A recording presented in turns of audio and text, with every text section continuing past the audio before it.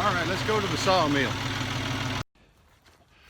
It's pretty cool here in the shade. I had to put a jacket on, and let me back this camera up far enough you can catch the whole gist of what's going on. All I have is the one camera that I do all the videos with, and I do okay. So I'll take those boards, put them on the sawmill. They are 1.5 inches thick. I want them to be 7 inches wide. They're some 14, some 14.6 long. I'm going to leave the length alone. On the side of the hay barn, you can notice the way that the side of it weaves. Those who I had build for me, anyway, it wasn't straight or square. So the lengths will be different. So when you get the rafters run, I'll pop a chalk line and then cut all the rafters the same length coming off of the top beams that we just put up. Now, here's a note. It was a different sawyer cut the top beams for me because they were over 20 feet long. And it was actually, they came from telephone poles. So good creosote, stinky wood that the carpenter bees won't eat, and I've got a problem with carpenter bees. So I need to treat the other pine wood, these boards, and haven't totally made up my mind how to do that, but they'll need to be treated to keep the carpenter bees from eating them up. Here I'm close to the side shed I built onto the corn crib.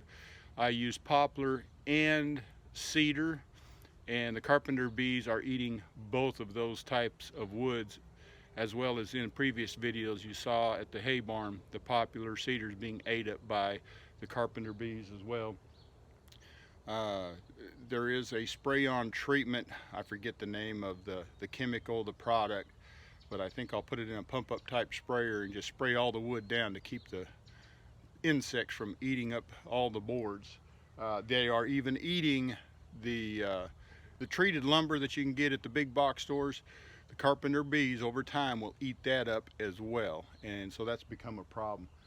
So anyway, less talk, more work. Let's have some action.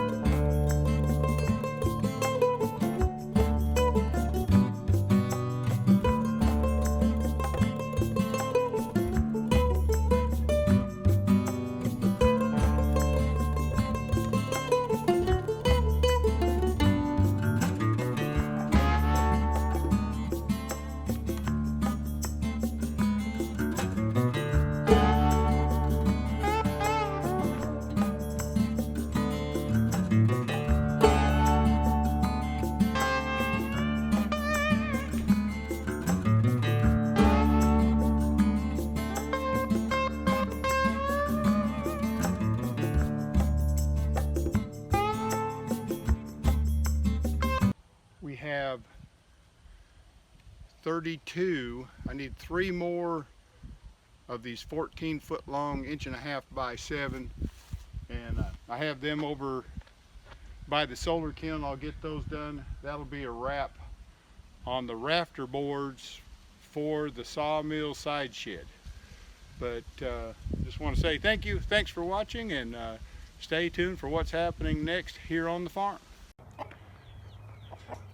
Frosty morning here in Tennessee. My camera is about ready to die. I need to go plug it in. Here is a quick update on the sawmill shed on the side here. And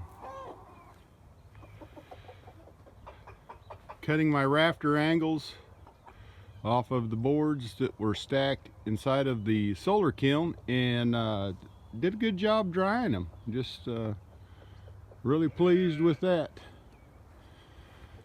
So let me get the camera on the charger, which is actually an old iPhone, so I can get the camera on the charger, and we're gonna go ahead and get this day started. That is a 20-foot wide opening on the sawmill shed. Sun trying to peek its head over the trees. It'll warm up here pretty quick.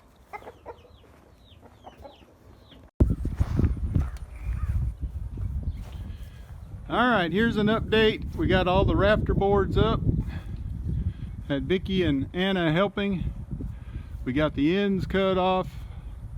Gonna have to start working on the boards on top. Looking at the price of 10,